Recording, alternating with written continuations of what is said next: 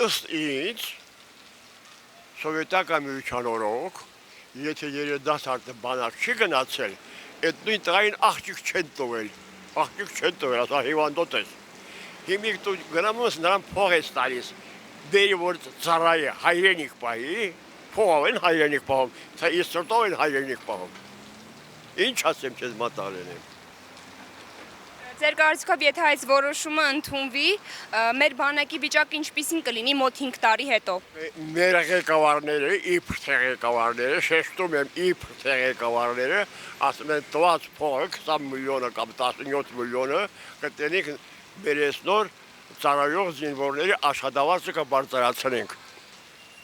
Դա թողանի։ Բայց փողով զինվոր չեն պահում, զինվորը պետք է սրտով գնա, սրտով հայրենիք պաշտպանի։ Այսպիսով կարող ենք ասել, եթե այս որոշումը ընդունվի, բանակում կծառայեն միայն աղքատները, իսկ հարուստ ընտանիքի երեխաները ուղղակի կազատվեն բանակից։ Հարուստ ընտանիքի երեխաները այս րոպեից բոլորը արտասահմանում են։ Բոլորը, աղքատիր, Քոչարյանից սկսած, Փաշինյանի եւ այլը։ Պետություն չունենք մատաղլենեմ, խնդրում եմ, ինձանից եթե ինչ-որ մի բան ես հարցրել, իմ ասածը նորից կրկնել։ Աշխարհը, չէ, Երևանը բաժանվել է երկու մասի, աղքատների եւ սովածների եւ հարուստների։ Հիմա ես Ղարաբաղցի եմ։ Տուն, տեղ, ամեն ինչ լիքը առատություն այսպես։ Հիմա ոչ տուն ունե, ոչ տեղ, ոչ էլ փող։ Թոշակ է տալիս։ Թոշակը 60 ռուբլի է, հայմատած երևանցիների հետ ավելի լավ է։ Երևանցիները 25-30 բան են ստանում, բայց ես 200,000 փող եմ տալիս մի սենյակին։ Իսկ պետությունը չի օգնել ձեզ։